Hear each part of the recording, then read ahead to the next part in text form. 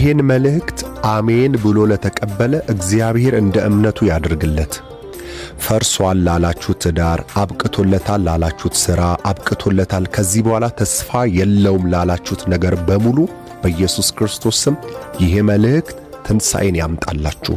ለኤርምያስ እንደዚህ አለው፣ ወደ ሸክላ ሰሪው ቤት ሂድና እያለ ያ ሸክላ ሰሪ የተበላሸውን የጠፋውን እንደገና አይቃናም የተባለውን ሸክላ መልሶ ከሰራው እኔ እግዚአብሔር ይቻለኛል እንዳለ አብቅቷል ያላችሁት ነገር እግዚአብሔር እንደገና ይስራው።